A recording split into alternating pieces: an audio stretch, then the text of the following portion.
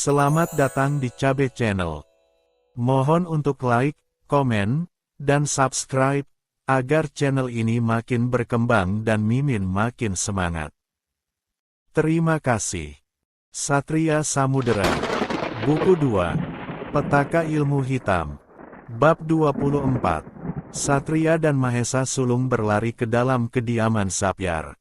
Meski sebagian dari bangunan ini telah hancur, mereka masih menemukan beberapa koridor ruangan yang dapat dilalui. Setelah menghabiskan sekitar 500 langkah, keduanya sampai di sumber suara. "Ada apa?" tanya Satria melihat Gajah Seto yang mematung sambil memasang wajah muram. Gajah Seto tak menjawab, ia menunjuk ke dalam sebuah bilik. Tanpa membuang waktu, Satria langsung masuk. Sesampainya di dalam, Satria terbelalak. Dia melihat jasad seorang wanita yang tergeletak di atas ranjang. Yang mengerikan, perut wanita itu dalam keadaan robek.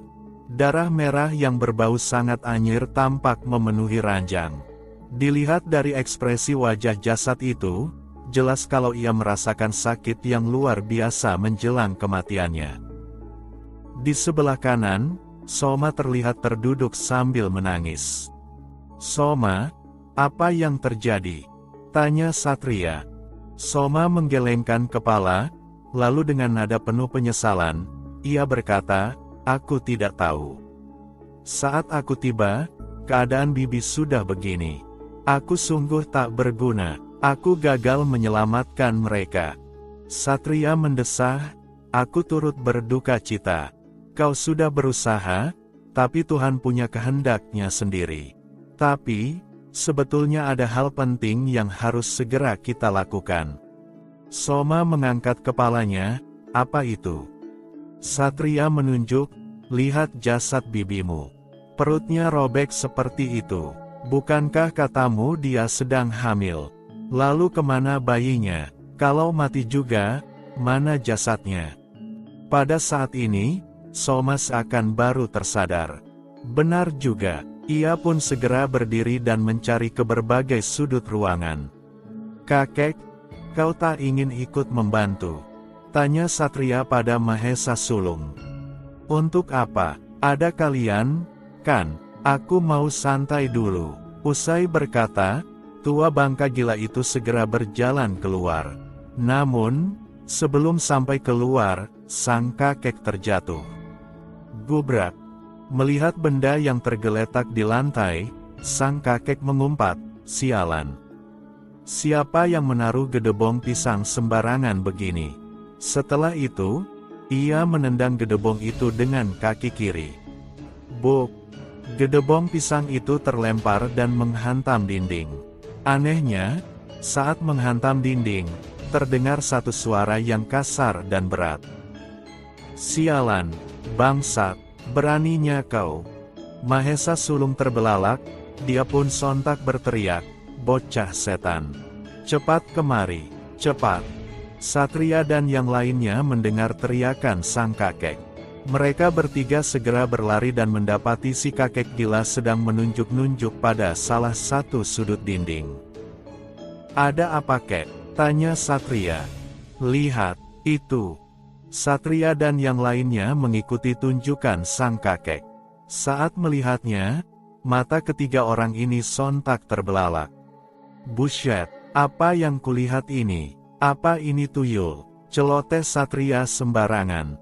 Di sisi dinding itu, terlihat berdiri seseorang yang berkumis dan berjanggut, berkepala botak, dan bertubuh kekar. Namun, tingginya hanya selutut anak remaja.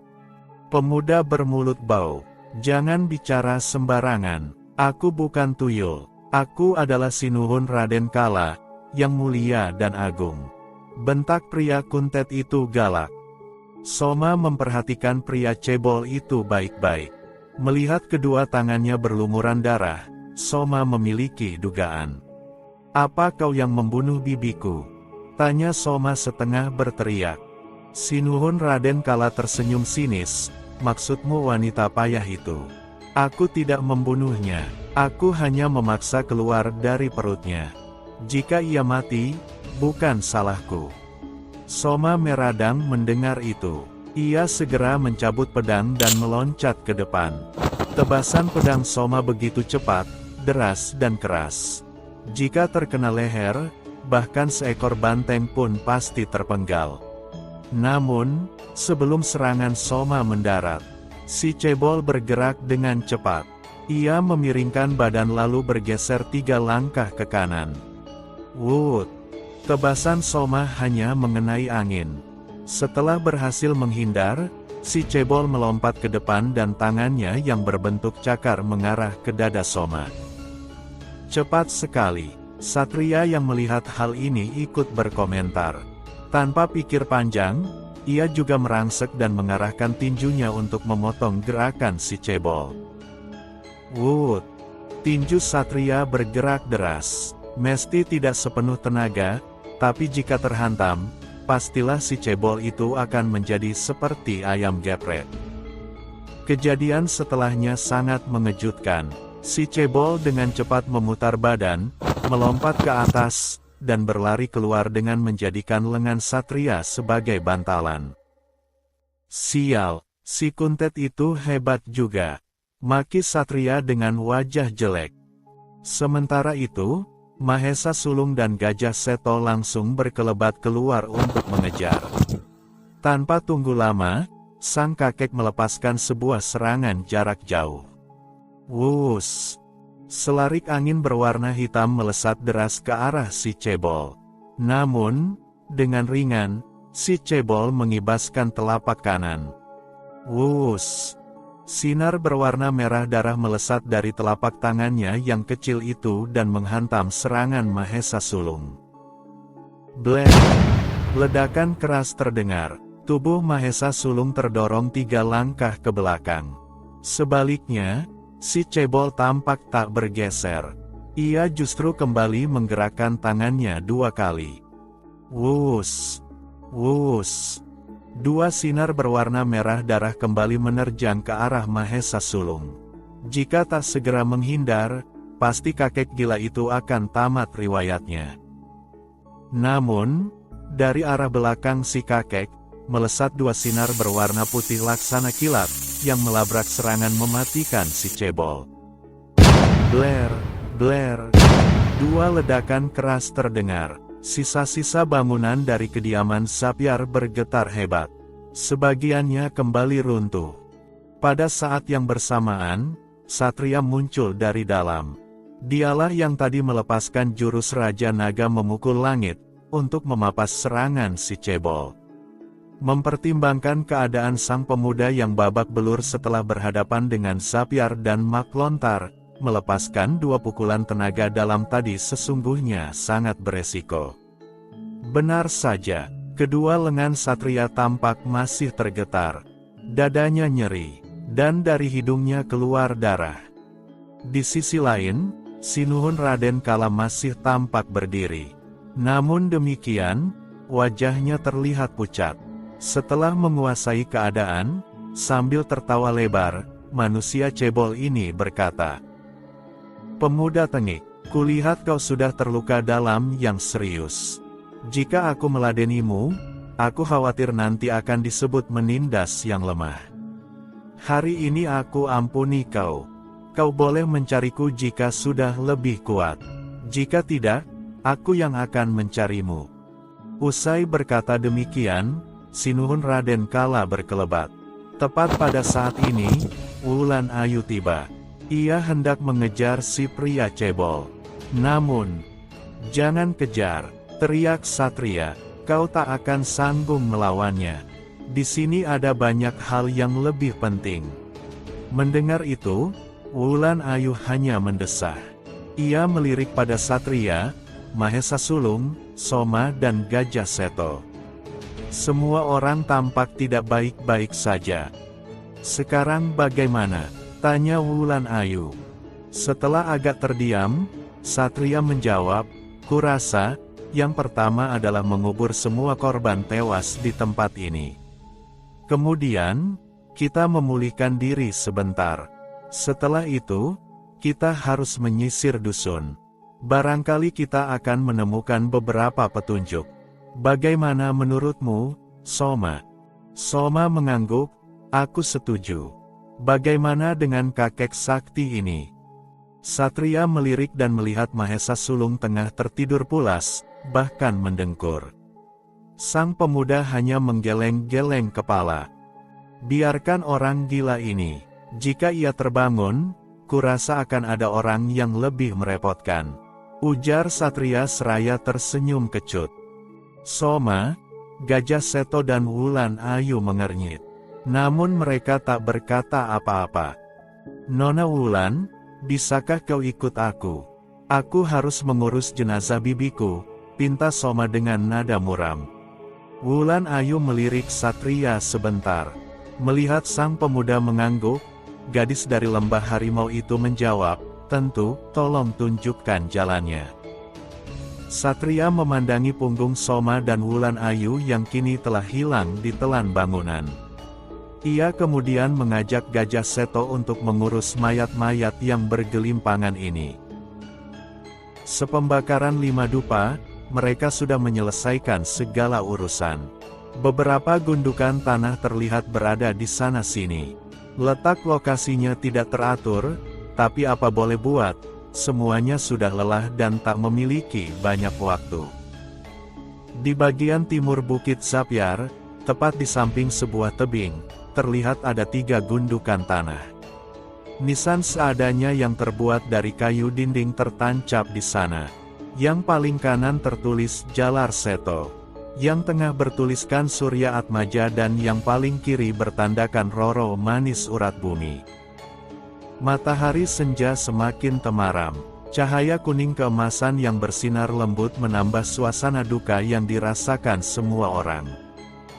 Asih masih menangis sesenggukan di samping Satria. Gadis kecil itu menyandarkan kepalanya di bahu sang pemuda. Satria tak mengatakan apa-apa. Ia hanya sesekali mengelus kepala muridnya itu. Gajah Seto duduk menekuk lutut seraya menatap nisan ayahnya dengan ekspresi muram. Ia juga tak berkata apa-apa. Adapun Soma, ia tampak berdiri memunggungi semua orang, menatap ke arah matahari yang akan menuju peraduan. Wulan Ayu terlihat duduk sendirian, bersandar di bawah sebatang pohon. Tatapannya sesekali tertuju pada Satria.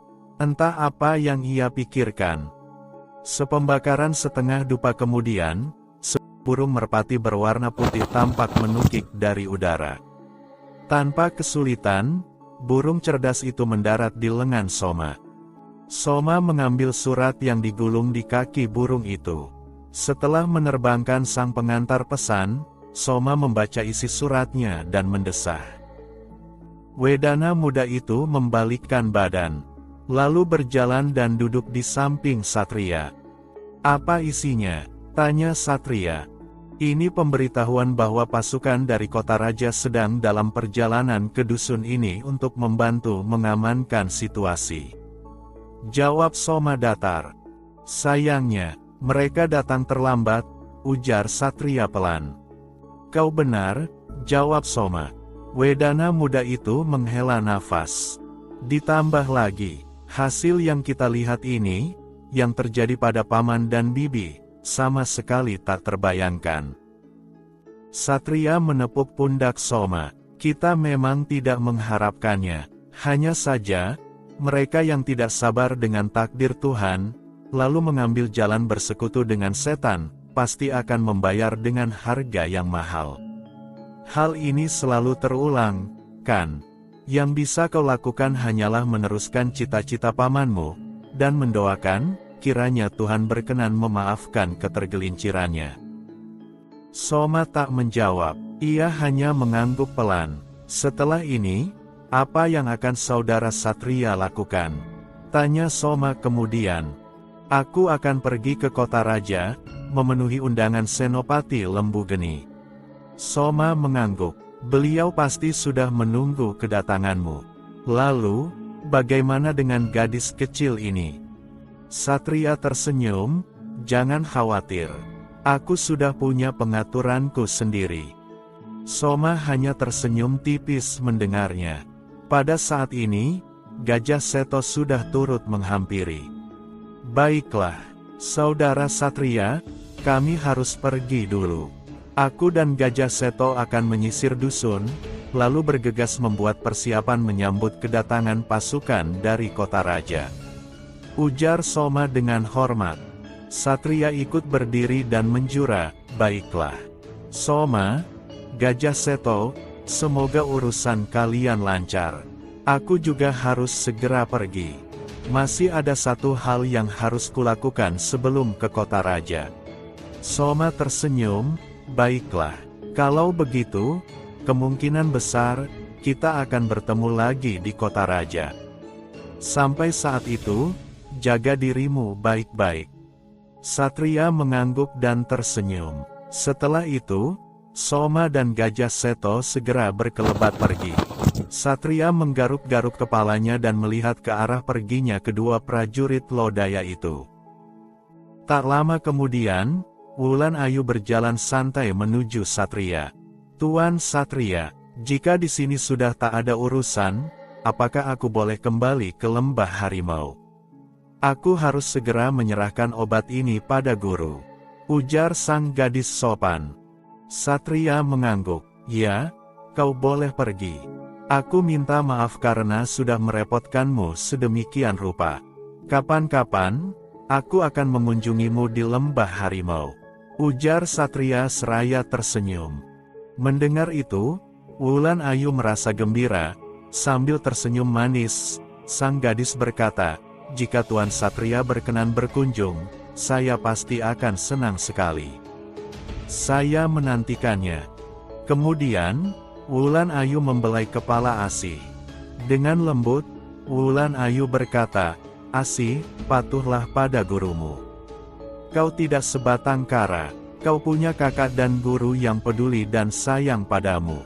Berlatihlah dengan giat dan jangan hidup dengan menanggung beban. Semua ini bukanlah salahmu. Asih mengangguk, meski matanya masih terlihat sembab. Gadis kecil itu berkata, terima kasih kak. Kau telah menolongku tadi. Aku akan mengingat pesanmu. Wulan Ayu tersenyum puas. Setelah itu, ia kembali menoleh pada Satria, menangkupkan tangan, dan berkelebat pergi. Satria menarik napas panjang. Ia memandang ke arah perginya Wulan Ayu untuk beberapa saat. Kak, dia adalah gadis yang baik. Aku ingin tumbuh menjadi gadis sepertinya. Ujar Asih seraya melirik Satria. Satria mengangguk cepat, benar. Dia gadis yang baik dan dapat dipercaya. Dia juga sangat peduli pada gurunya dan memegang teguh standar moral yang baik. Selain itu, ia juga dapat diandalkan. Itulah kenapa aku senang bersahabat dengannya. Tiba-tiba satu suara sembar dan serak terdengar. Tapi kata kuncinya adalah, dia itu cantik, kan? Satria melotot. Kakek Mahesa, apa maksudmu? Mahesa mendengus, kelakuanmu. Aku paham betul, kau baik padanya karena dia cantik.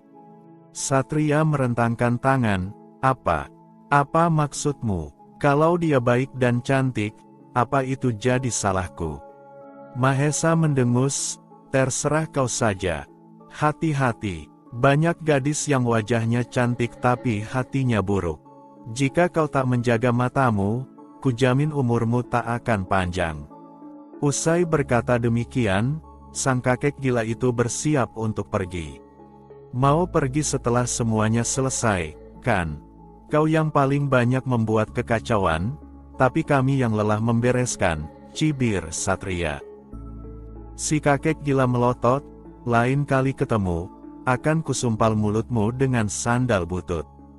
Ingat janjimu untuk membantuku menangkap Mahesa Sulung. Satria terperangah, apa? Menangkap Mahesa Sulung? Bukankah yang membantuku mengatasi semua ini adalah Mahesa Sulung? Si kakek gila menyemprot, pemuda tengik. Jangan kurang ajar, yang membantumu selama ini adalah aku, Mahesa Bungsu. Aku bertarung dan dihajar oleh si botak sialan tadi. Mahesa Sulung sama sekali tak menampakkan batang hidung.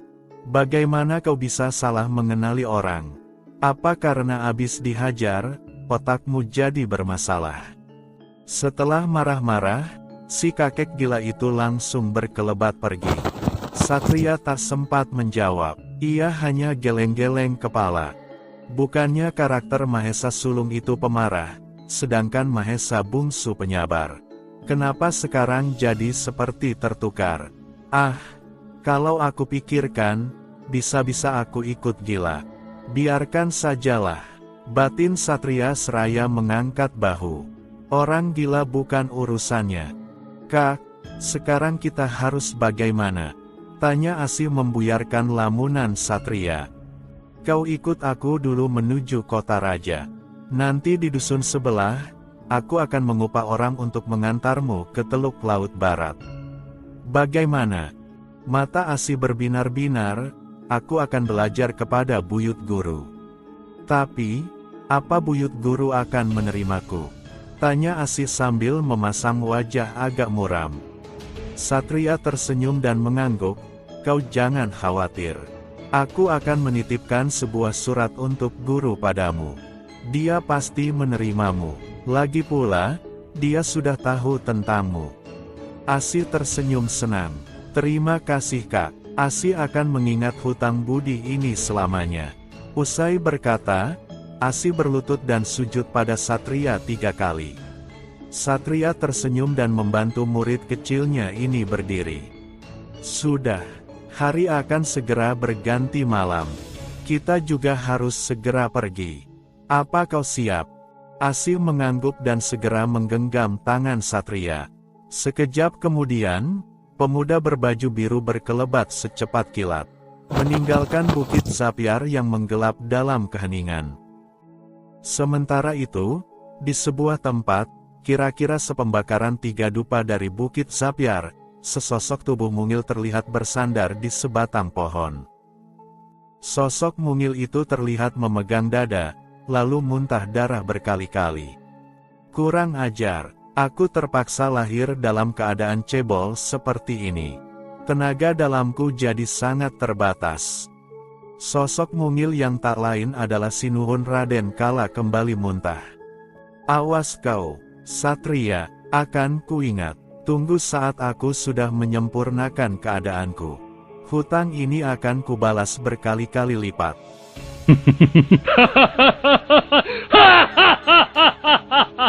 Tamat. Bersambung ke buku 3. Geger di Kota Raja.